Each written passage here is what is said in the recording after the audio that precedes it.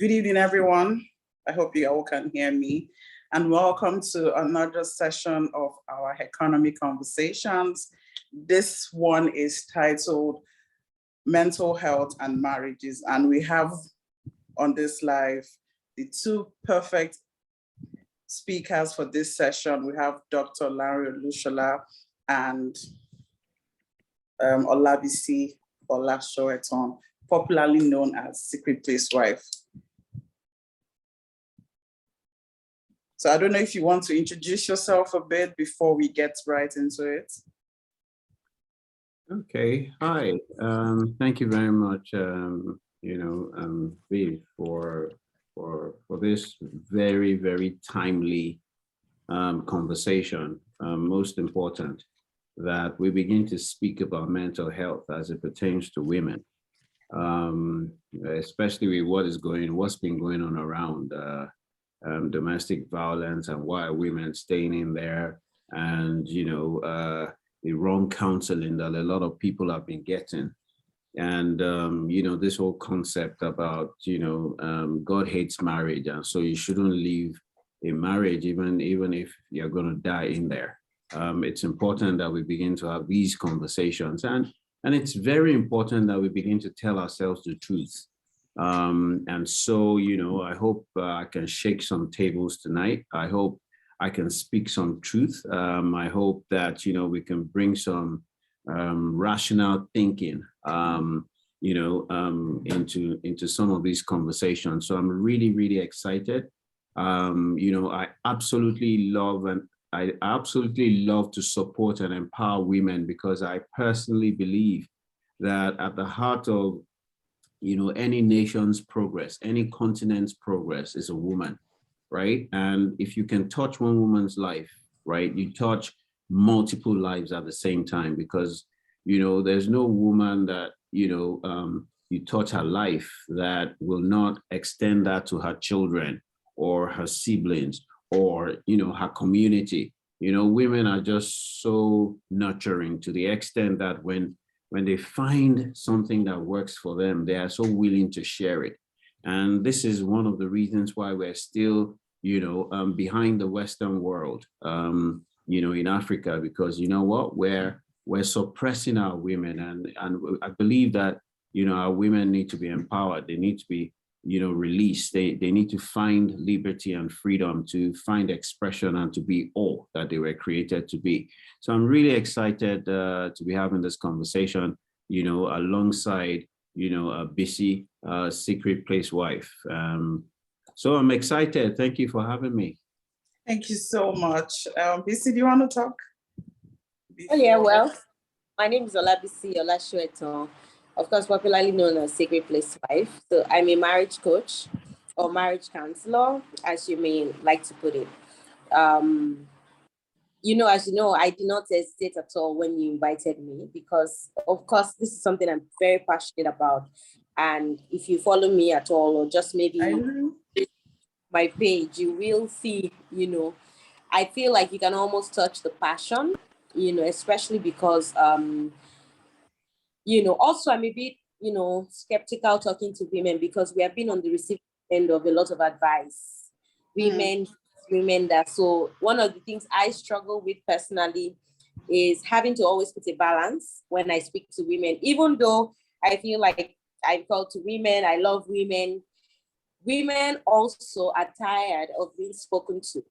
You see, so I like when the catalyst said, bring some rationality, because there's no reason why women are tired of being spoken to, other than the fact that it has always been some sort of religious bastardization, almost holding a stick in your hand and beating them on top of the head, pray, stay, be wise, be patient, a wise woman, the popular one.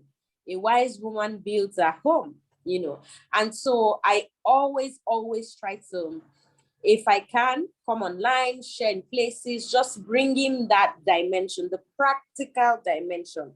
In fact, my sessions are purely practical because of this reason. I don't want to talk about theory, what you already know. I don't think that people are stupid. And I think that people are able to go on and succeed in other areas of their lives. And so if marriage is a bit of a challenge, it's not really because you're dumb. It's largely because there's some sort of disconnect, between what you know and what you're doing, between who you think you are, who you actually are, between who you should be and who you're with, And so that bringing that clarity to that disconnect is, I think, what this session is for, and just being practical about real life everyday issues, especially in the wake of the recent events on social media, which is even destabilizing good homes. So it's not just like people who are in challenging situations, like people who are stable, happy. It is causing them to rethink and be a bit defensive and on the edge. So I think that this is so important, and it's coming at a very, very, very good time. So I'm happy to be here. I do hope that women would leave here, and the few men here feeling liberated and just, informed to make better decisions for themselves. Okay, thank you so much for that. So you said something, so I'll start with you. You said women have been told over and over again, keep the home, be a wise woman, right? But now we're moving to actionable, practical steps. You can see a lady, she's successful lawyer, successful daughter, successful. It's almost like we know everything, but we're not taught about marriage. So when do you think women should start learning about marriage? So to put it in context, you are a good lawyer because you went to school 5 years, you went to law school 1 year, you probably practiced. So you're practicing, and practice makes perfect, right? But now a lot of people get into marriage, and like they say, marriage, a lot of people even meet themselves in marriage. So a lot of people don't know themselves before they get married. So when do you think people should start planning for marriage? Women, let me start with you. When do you think women should start? Yes, and just so we are clear, because again, this is kind of like the framing that women do like. I particularly, feeling as though the marriage is for me to plan towards. Do you see? No, so, we'll talk to them. We will talk about when men should. So it's just to give the conversation a balance, right? It's important, so that we know that this is not about the women only plan for marriage. I mean, I don't even think it's just women only. Just sort of the importance attached to the institution. So it is important, especially for women, to know that marriage is not by force. Nor is marriage something you do as a next step in your life. Do you see? Before we are talking about preparation for marriage, you must know that singleness is a choice, the same way marriage is a choice. They sit on the same level. They require the same wholeness, the same consciousness, the same awareness. The difference is that singleness is self-paced. Marriage is fast. There's now somebody who you claim to be in love with, who is very intimate with you, who you have given permission to attach to the strings in your heart. Therefore, they can pull at it better and faster than any person in the world, which is simply out of service. That vulnerability is what makes marriage a bit challenging and different from singleness. Because when you're single, right, it's just like life generally. You can learn at your pace. If I fight with my friend and I get home to think about what has happened, I realize, I think I could have done better. If I argue with another driver, maybe I had a road rage, and I get home, I'm thinking about, I'm like, oh my God, I could have done better. I'm like, I may never see that person again. Or if I now imagine that, I should have done differently, I should have been more upset, I may never see that person again, which means it may likely go away and reduce in the intensity. But with marriage, I'm going to see you again. The frequency of issues is more, because when we fight in the morning or argue about something, before we have a chance to settle, another one has happened in the afternoon. So that's why I say singleness is self-paced. You can take your time to learn. And marriage is a bit intense because of the proximity and frequency of issues. Now, so it's important based on this for people to know that it is very, very, very important to consider, do I want to get married? Why do I want to get married? Is it because people are getting married? Is it because the time is ticking? Who exactly is looking at the time? Is there going to be a late comers list? If I don't get married, what's going to happen? What's the worst? What do I lack? What am I lacking now? What do I need? These are important questions. Now, having said that, in terms of preparing for marriage itself, marriage is life. And there's something I always say, that marriage is not exactly asking you for what life hasn't been asking you for. I mean, what is marriage? Communication, openness, just honesty, all of these things. Are there any things that you cannot do to your neighbor? Do you see? Effective communication are things that you must practice in your friendship with your parents. But guess what? We are all just doing life, escaping. Do you see what I mean? So with parents are not dealing with their trauma. They're not even aware. Do you see? They just think that they're doing the best for their children.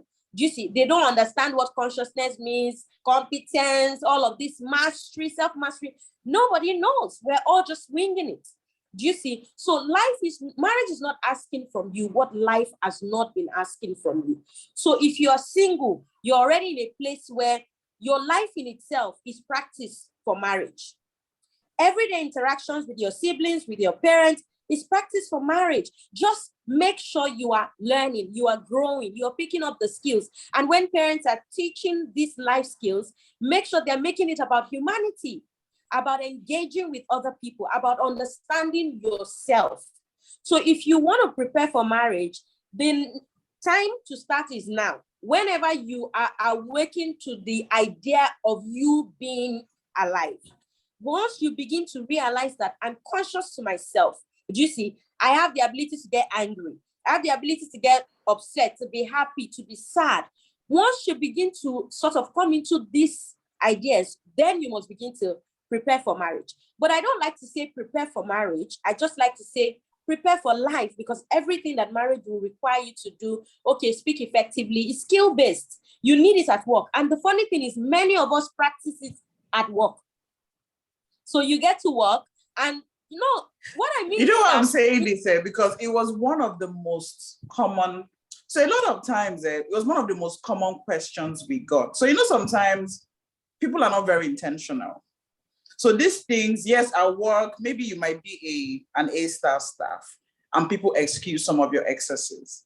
But in marriage, it doesn't really work that way, because now you get, especially when people send you a DM and say, "Oh, we put up a poll," and they're like, "I wasn't prepared for marriage. This is not what I thought it would be." So when you get that question, you know how they say data speaks for itself. So when you get that recurring question, there's something there. The men and the women are saying, they did not tell us like this. We were not prepared.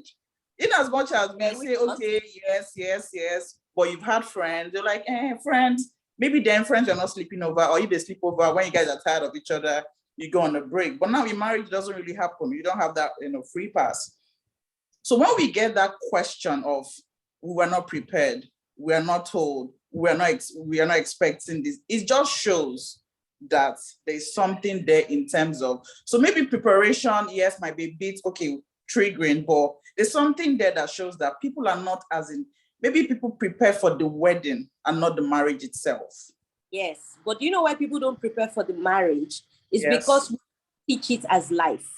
Exactly. So, no school that you go, even in marriage, you can never fully understand it. It's a place where you apply your heart to understand it. Your interactions with your partner is the knowledge. So as I interact with my partner today, I learn a new thing about them. So with life, we just get along.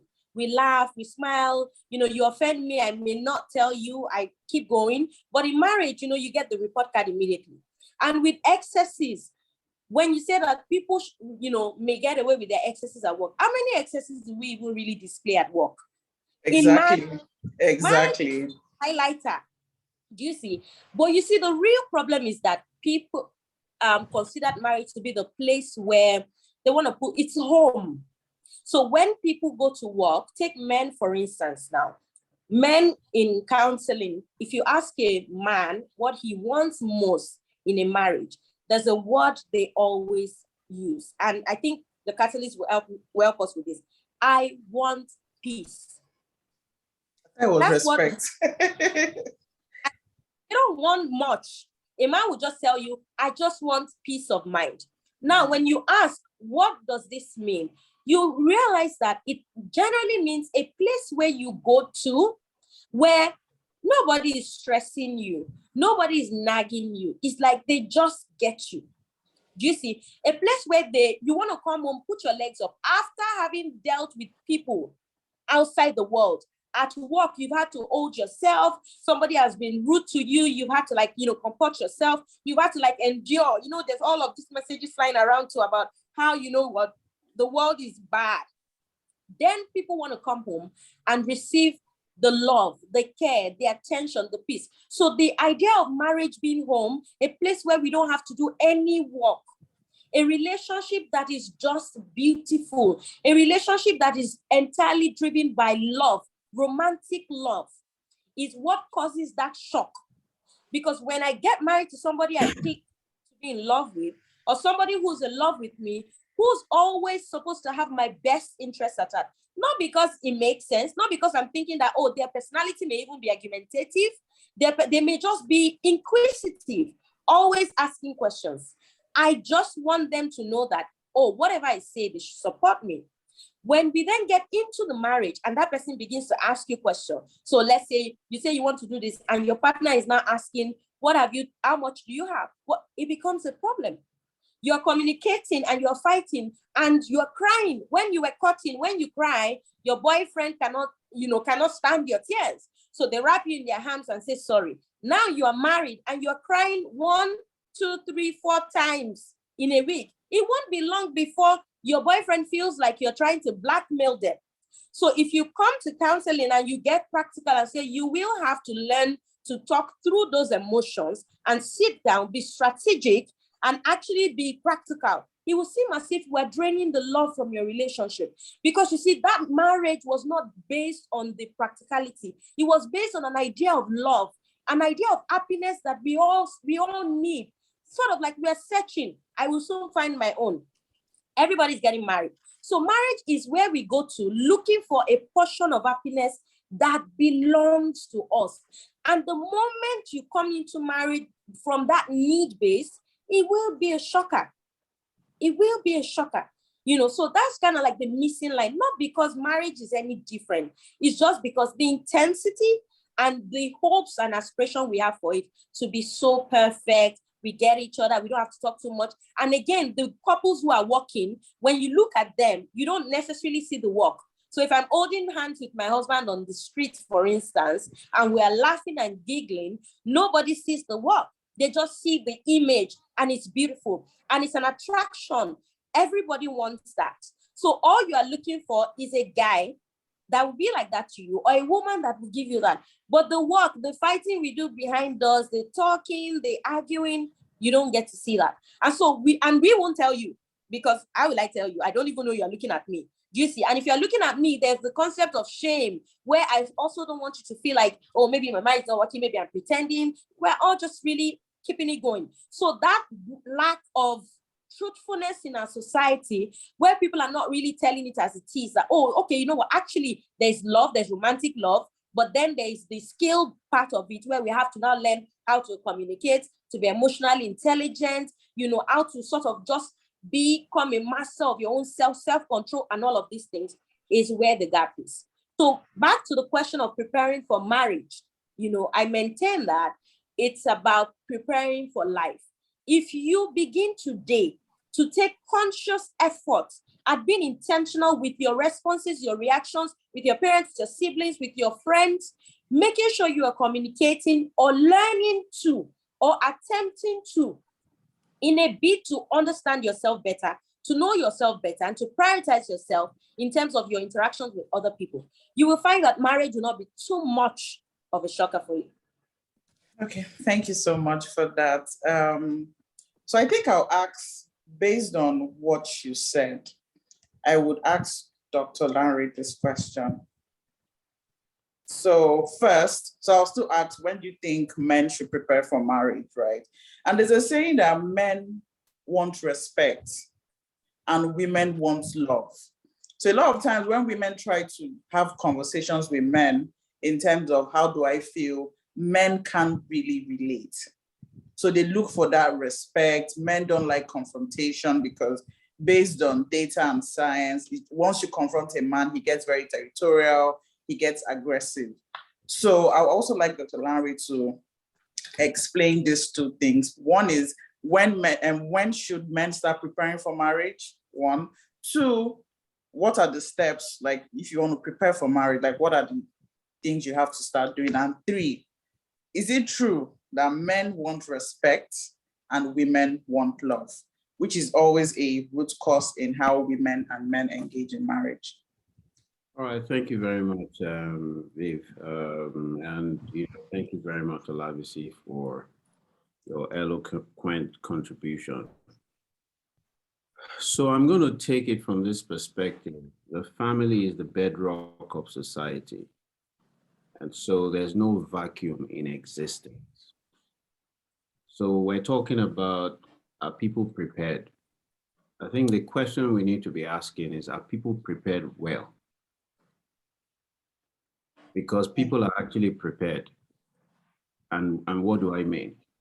So we're not prepared properly for the institution of marriage. We're not prepared formally for the institution of marriage. We're not prepared to succeed in the institution of marriage, but we are prepared. And this is how we get prepared.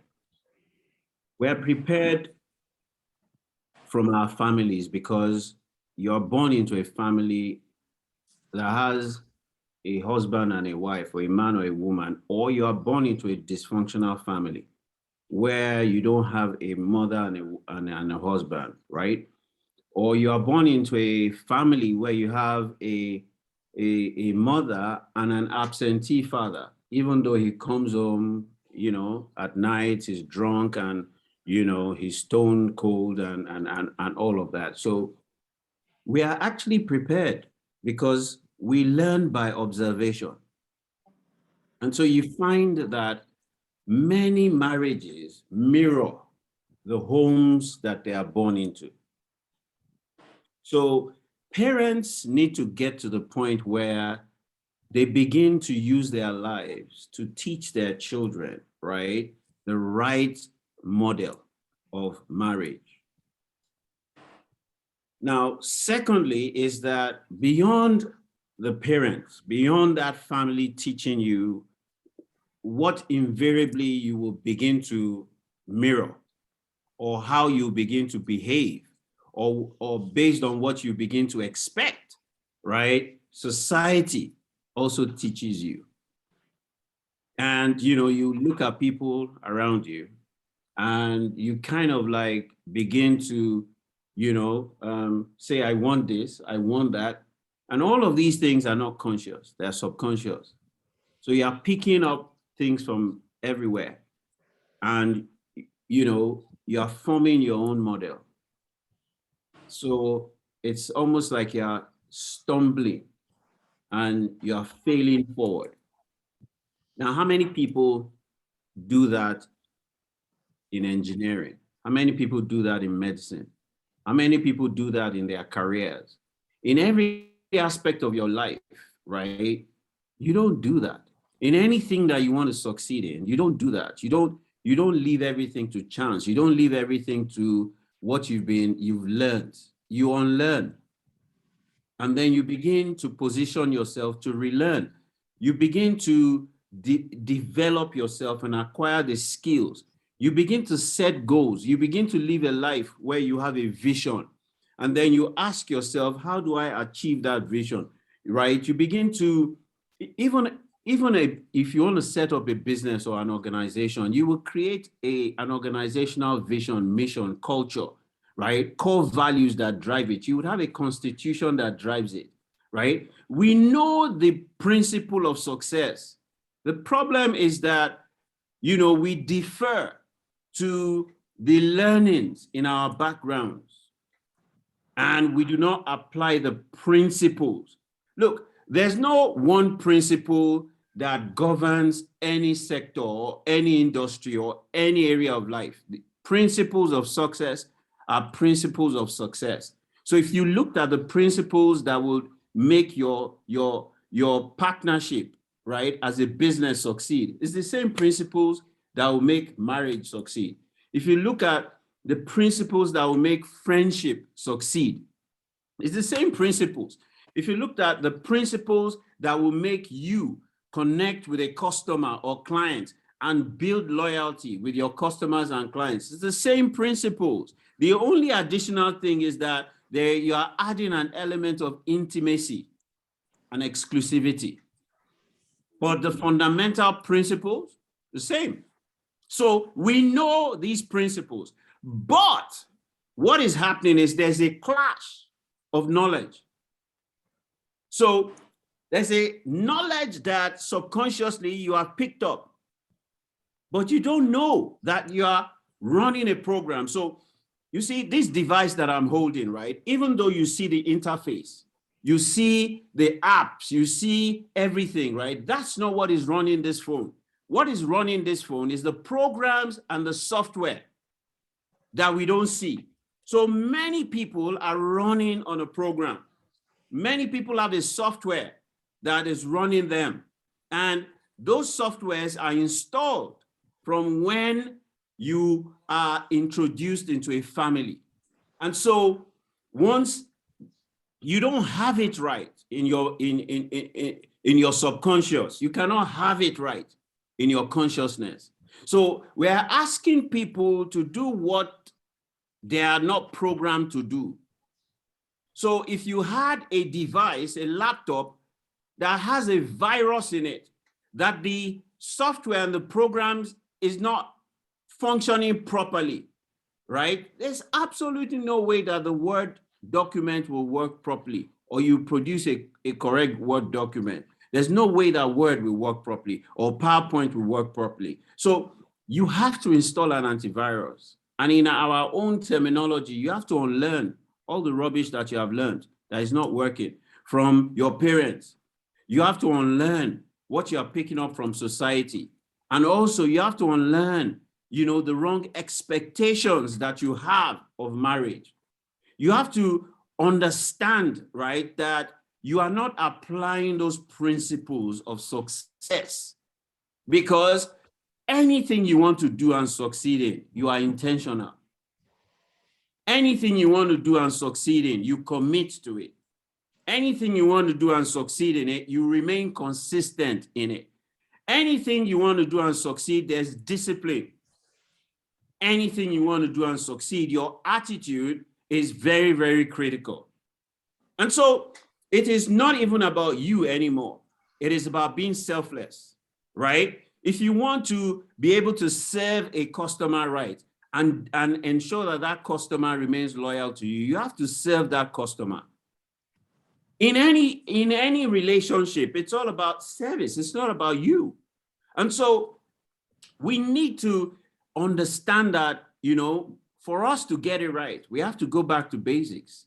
And what is the basic? The basic is that every family, right, they have to come to terms with the fact that they are actually training their children in the way that they want them to turn out in their latter years.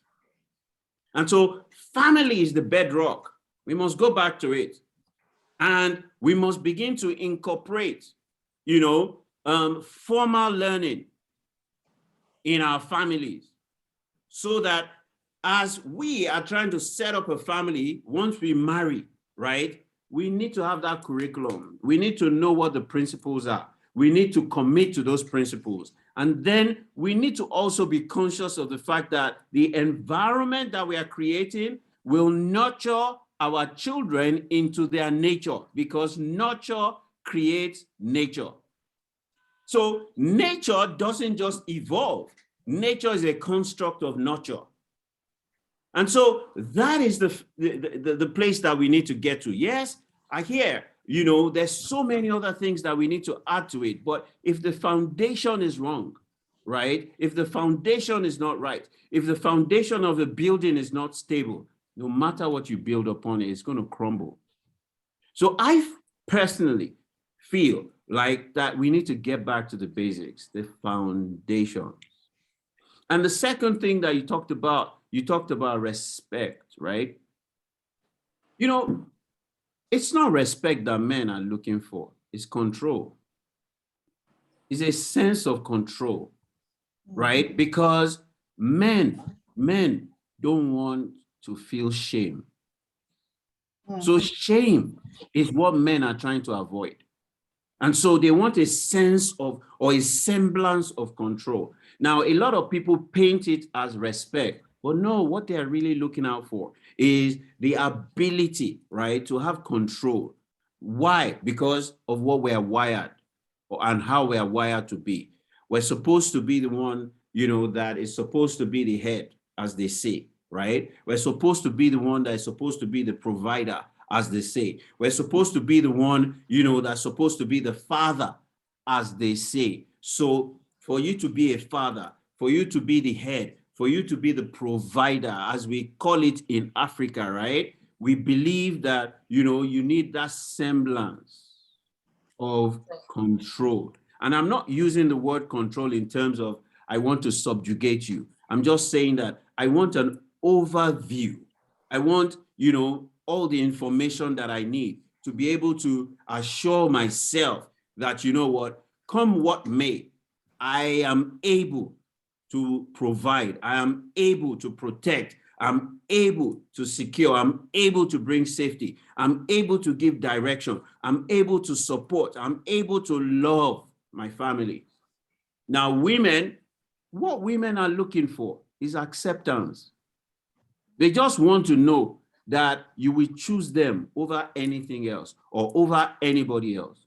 So if you are able to assure a woman that she's number one, you will not choose your job over her. You will not choose your business over her. You will not choose another woman over her. You will not choose your children over her. You will not choose your car over her. You will not choose anything else over her. She is number one. There's nothing that woman won't do for you.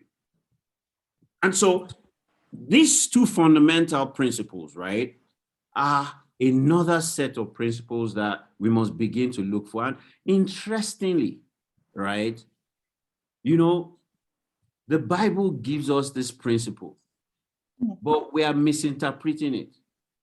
So when it says, husbands, love your wife like Christ loved the church and gave of himself for it, he's saying, dump everything else, right, and choose her. He's saying, give your life for her. He's saying that she should be the most important thing in your life. He's saying, right, in that scripture, right, that, accept her and nurture her and make her become the best that she can be. That's your role. That's your assignment. And the woman, the Bible says, submit to your own husband, your own, right? Is to ask, how can I give you control or a semblance of control? That's the simple interpretation. But no, we want, because people are interpreting it, in a way that they want to take advantage of it, we're asking the women to submit and subject themselves. Look, which one is more of a submission? To be able to die for somebody and lay your life down, or for someone to submit to you? The man is supposed to submit more to the woman because it requires him laying down his life. So the Bible doesn't teach unilateral submission. It teaches submission from both parties. And these are the truths that we're not teaching. It's not about a woman being subjected by a man. It's not about the woman carrying the man on her head. It's about being partners. It's about collaborating. It's about supporting each other. It's about being there for each other. It's about understanding the basics. If you can get that right, you've gotten it right. Because at the end of the day, right, the reason why you do what you do is what is more important than what you are doing. If the woman, if all she wants is for you to choose her over every single thing else, and you give her the assurance that you will, and you commit to it, you know what? And you assure her that that is your promise to her.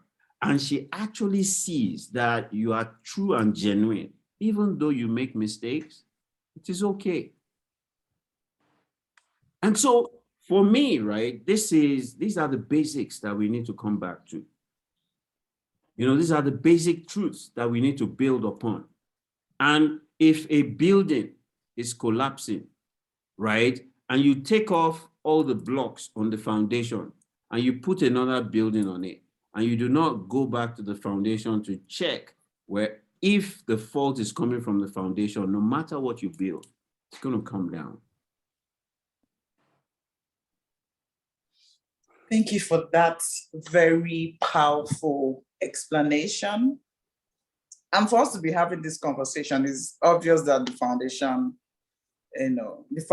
is not working. Let me use that word. Because even what you said about the family unit being where we learn, it reminds me of a quote by Miles Monroe in the book, I think it's Purpose and Power of Love and Marriage, where he says, marriage is never just the coming together of two people, but a collision of their histories. It is a clash of cultures, experiences, memories, and habits. Marriage is a beautiful accommodation of another lifetime. So now, if two people come together with what we now know as emotional trauma, baggage, what is the way to redemption? Especially in a culture too, where people, we don't really value, maybe this is my opinion, but we don't put a lot of value on marriage counseling, or we don't get the proper, let me not use that word, the proper marriage counseling. So people tell you, pray it away, pray the Bible, but no actionable steps. In this, with everything you've said, and now that we know that the foundation is probably shaky, what's the way forward? How do couples now get very intentional, especially when they've started struggling with the first years and all the issues that come with marriage? So me? Or yes, please. You. Yeah. So it's very, very simple, right? If you see anybody struggling in anything, right, it's because the person doesn't know what to do, and the person doesn't know how to transition from where they are to where they want to be. Because everything is possible if you know how, and if you believe. Everything is possible. One of the quotes that I love the most is, if only you can believe, then all things are possible to him that believes. Now, another quote that rides on that is that anything is impossible until somebody else does it. That's it. Now, once somebody does it, right, you have evidence that is doable. You will see many people rush into it. Now, do we have role models? Number one. And who are the role models in marriage? Number two, do we have professionally trained marriage coaches, marriage counselors, marriage therapists? If we do, how many do we have? Now, if we do have, how many people are working with them?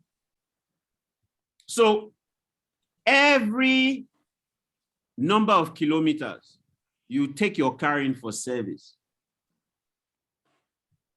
every number of hours you service your generator, right? So this institution that you want to get into, number one, do you have the knowledge? Do you have the understanding? Do you have a role model, right? Do you have someone that is hand-holding you, a professional that is hand-holding you through that whole process? Have you asked the right questions before you decide to get into it? That's another thing, right? A lot of people do not ask the right questions before they get into marriage. So there are three categories of questions that I believe that people should ask. And under those three categories of questions, there are hundreds of questions to ask. Number one, The person that you have decided that you want to settle down with, what kind of questions are you asking that person? First of all, where that person is going, right, is very, very important. What that person's purpose is very, very important. What that person's mission in life is very, very important, right? How that person plans to get from point A to point B is very, very important. Why? Because you are going to get into the same ship. You're going to get in the same boat. You're going to get into the same airplane with that person. And it's the direction that that person is heading for in their subconscious and in their mind that they will be dragging you towards. Now, first set of questions and more is ask that person those kinds of questions. Then ask yourself, what is my own purpose in life? What is my own life vision, my mission? What is why am I created? Where am I going? Who am I? And ask yourself whether both match. Because if I am going north, right? North is where God has destined me to be. And this person is going south, and we get into the same boat. One person is surely not heading in that direction, or both parties will get into so much of a conflict that nobody is going anywhere. So you must both be headed in the same direction. Now, beyond asking the person a lot of questions, and I've just shared a few questions, beyond asking yourself a lot of questions, there are questions that that person cannot answer. And if they try to answer, they cannot even give you truthful answers. So you have to observe. Watch your intended husband. Watch how he relates with his sisters. Watch how he relates with his female friends. Watch how he relates with his male friend. Watch how he relates with his mother. Watch how he relates with his father. Watch how he relates with his subordinates, his gate man, his driver, people that he holds in very high esteem, his colleagues. Watch it and observe and ask yourself some questions. Is he humble? Is he proud? You know, what is his attitude towards people that are subject to him? How does he treat people? Is he kind? Is he caring? You will not know because he likes you. He loves you. He can do it for you. But watch what he does with other people. You have to be very, very observant. And in your observation, you've got to ask a lot of questions, right? Go to his house and spend time with all of them together and ask yourself, right? Is this the kind of home that I want? Is this the kind of family that I want? Because that guy is probably going to be a hybrid between his father and his mom, because he's going to inherit his father's and his mom's values and their beliefs. And that's the software that drives every decision that he makes. So he doesn't even know, but you have to be asking those questions. This family, what values drive them? What beliefs drive them? What is their culture? What are the things that are important to them, right? What do they stand for?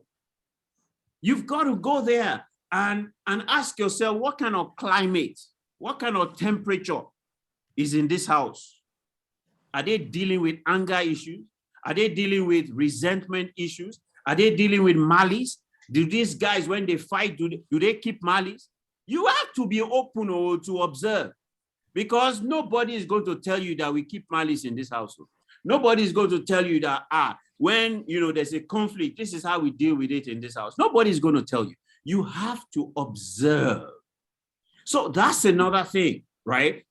That's another angle where, a lot of people don't gather data. Then when you gather all of this data, analyze the data and ask yourself, is this for me?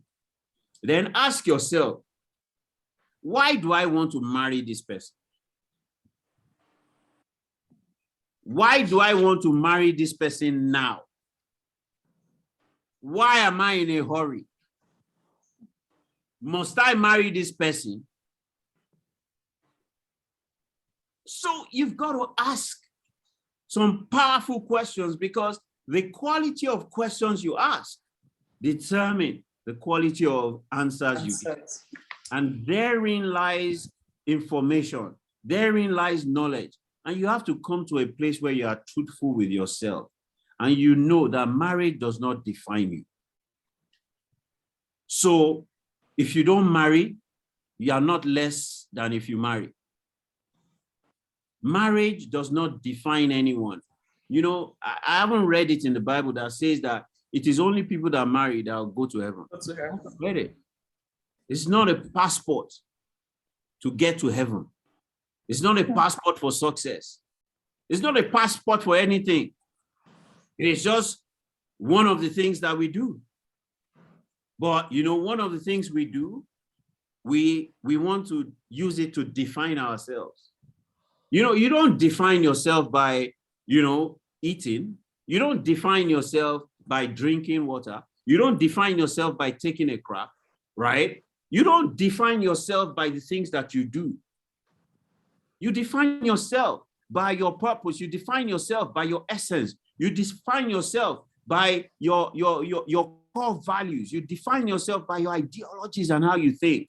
So as a man thinks in his heart, so is he. And so it is very important, right, that you begin to, you know, position yourself for the bouquet of those things. You know, make sure that you are asking the right questions. Make sure that you are not ignorant. Make sure you have role models. And those role models are very, very important. You know, a lot of us are looking for people that drive G-Wagon. A lot of us are looking for people that live in banana. You know, money does not define success. Money does not define happiness. So it is not the bananas of this world. It's not the G-Wagons of this world. It's not the Rolex watches of this world. There's more to it. So when you're choosing your role models in marriage, you've got to choose right. And the questions that you need to be asking those your role models is not about how they succeeded. It's about how they failed, how they've patched it up when they failed, when they've gotten into major conflicts. How have they managed it? It's about, you know, how do they manage money matters, money conflicts. You know, the fact that you want 2 children, that your partner wants 6 children. The fact that you are coming from a poor family, your partner is coming from a wealthy family. How did you juxtapose all of those? The fact that how did you, you know, create alignment between your vision, your mission, your purpose, and how did you compromise on some of the things that you have always wanted to be? Always wanted to do when you heard what your wife wanted to be and what your wife wanted to do, right? How have you compromised? How have you agreed? How have you aligned? How have you synchronized? How have you created alignment? How have you made commitments to yourselves? And how do you hold yourselves accountable to that commitment and to stay consistent? So hearing, and how do you choose the right, you know, marriage coach? How do you choose the right marriage counselor? Because it's not everybody that is right for you. How do you begin to find the right, you know, support, right? And how do you begin to put yourself into a consistent program over the long term, not just short term? Because you don't just buy a car and just service it for the first 3 months that you buy the car. You consistently service it. So it's not a short-term thing. Neither is it a medium-term thing. It's a long-term thing. Why? Because we evolve. Even you don't know yourself, right? There are certain things that will happen to you and you'll be wondering, wow, was this me? How did I react that way? Even you are evolving to discover and understand yourself more. So you've got to be playing all of these dynamics, and there's a lot more. But let me yield to Olabisi at this point. Olabisi, yeah. Hi, BC. Hi, so I have this question, and I'd like you to. So women struggle with what we call the gift of perfection.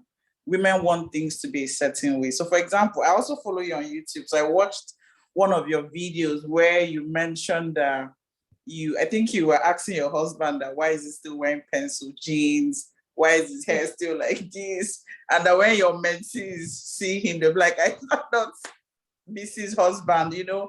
I know sometimes women want their children to go to certain schools, but as far as the guy is concerned, like you said, your husband is a creative. That's how he wants to dress. And I know women say that these things affect their well-being. They worry over what men will say you're worrying over nothing, right? So I also want you to share how, so people can also hear how you navigated that season and you guys came into alignment. That's a good question. And it's funny, when Dr. Lanre was saying that men want control, couched as respect. Most people call it respect. That I'm in control. And it's not, well, some people, it is control to actually from a place of maybe not subjugation, but domination. In terms of I'm the leader here, and I should have some form of leverage. I should have some form of, just vavavoom to me, honor, again, as spiritual people like to call it. And you'll be surprised that with women, perfection, and not with women really, life, again, generally, people, perfection is grasping for control that you do not have. So I'm looking at my husband personally, for instance, he's wearing pencil jeans. Now, this is something he has been wearing before I met him. He has always been a nigger, a cool guy. Now, I'm coming into his life and I'm a conservative. I'm a cool Jesus girl. Do you see? Now, as a cool Jesus girl, something that I may not know or I may not have really come into consciousness of or face to face with is that along with my conservation is my judgment. Yeah. Do you see? My idea of right and wrong. So obviously, when I meet somebody who is wearing pencil jeans, which already existed in my world, which is that I probably always judge them as unserious. Do you see? Lackadaisical, whatever it is. So obviously, I would not want my husband to be perceived that way because it then rubs off on me. I mean, who would I be to go and marry an unserious guy? Do you see what I'm saying? So It is some type of control in order to sort of, again, and the idea is because we all are looking for something that we think other people have. Again, for an idea of happiness that belongs to us. So marriages look good when you see your egbons, your aunties and your uncle. They're always so dressed properly. They're color coding. Your pastor's wife and your pastor, they look like they agreed together on this outfit. Now, me, I want to go out and I chosen to, I'm also saying he wants to wear crazy jeans, pencil for that matter. And I'm thinking, it cannot work because how would I then be perceived? So it's some type of control. So if you find yourself, even in life, generally, if you are a perfectionist in terms of your goals, you want it to be dot, spec, it's because you're trying to control an outcome. Do you see? And when you're trying to control an outcome, you then need to be asking yourself, what am I afraid of?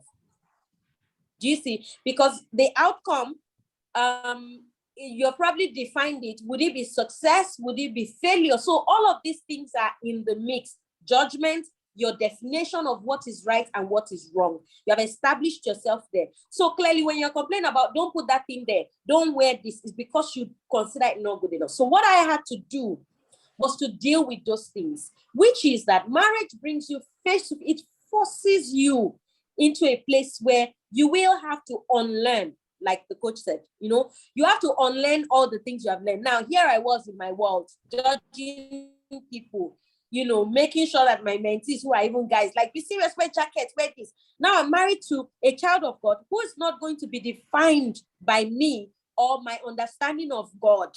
He knows God for himself. He has a life, and I have carried my 2 legs to marry him. I could have actually let him go. Do you see? But you see, a lot of times we don't break up because what we are looking for is not somebody who aligns with us. We are looking for a spouse.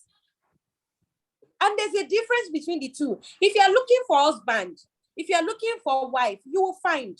Do you see? You will marry. But what will happen is that every step of the way, your values will be challenged, your beliefs will be challenged, and you find yourself compromising, winging it, settling, letting go of certain things, hoping and believing they will change till you find yourself at the altar. Now, you walked your way into this relationship. All of a sudden in marriage, you're saying, I think I made a mistake. Oh, no, you didn't make a mistake. you actually married the person. Something in you also gravitated towards that person.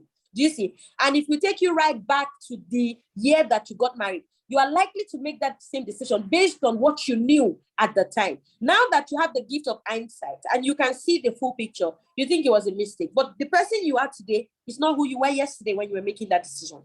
Do you see? So what I had to do was to actually come face to face with me. And that happened because, well, at some point you have to get tired of fighting. And when it comes to marriage and making it a success, the question is always, how badly do you want it to work? Do you see? What exactly do you want? And I always find that a lot of times people don't want their marriages to fail. Do you see? So what you need to reconcile is the fact that I'm a good person. I want my marriage to work, but there may be a knowledge gap in terms of how I've always been and how I need to be now in order for me to have the marriage that I want. And the next thing will be to humble yourself. If you're not willing to humble yourself, you cannot make your marriage work, because contrary to what we even think, right? You're not the only one working on your marriage. Your marriage is working on you. I always tell people that it's hard to build a marriage that is in most sense supposed to run on unconditional love. When we came into the marriage conditionally, it's a problem. You cannot expect, I picked my spouse, tongue talking, religious, tall, dark and handsome, money, whatever it is your condition is, it's fine. Then you now marry the person and all of a sudden you expect to go forever, tolerating each other, forgiving each other, just really giving grace to the other person. It's already a faulty foundation. Do you see what I mean? So marriage allows you to do what you want, which is that it's hard for me to tell a single person, oh, you know what? Just go marry anybody, you'll be fine. That's like a bad advice. Sorry to cut you short. Can you hear me? Sorry to cut you short, because this session is supposed to be for an hour, right? And we've kind of crossed the mark. But the beautiful thing is, with all the questions, that's why it's good to talk to experts, because you and Dr. Lanre have kind of covered, almost all our questions in a little bit over the time. But we just have one more question that I feel we should also talk about before we just, I'm craving your indulgence for extra time. So the question about how do couples maneuver or navigate infidelity, especially when one person is not, in your own opinion, repentant? Go first? Yeah, please. Okay, so maybe Dr. Lanre should go first, then we'll come back to you. All right. Thank you. Thank you very much. This concept of infidelity, right? There's a concept that we teach in my neuroscience class, that there's a positive intention behind every behavior. Let me take that again. There's a positive intention behind every behavior. And the second one, that everything we do is learned. Now, in my research, I found out that a lot of the men that are promiscuous, a lot of the men that cheat on their wives were abused sexually when they were really young. And this is one thing a lot of men don't talk about. 95 to 98%, let me just say about 90 to 95% of men were sexually abused by either their house girls or their older female cousins. Now, in some people's cases, right? You remember when that time when we were growing up, right? The house girls used to come from Ibadan, Kwara, Shaki, and all of those, and they will come around January. And then when it's like December, they will all leave. And then the next January, the next set will come. Now, as if they were giving each other memos, right? When the next set of house helps or nannies come, they will resume where the old ones ended. If a lot of men want to be truthful with you today, right, they will tell you how they got this virgin. And most men got this virgin at the ages of 11, 10, 12, by their house girls and their nannies.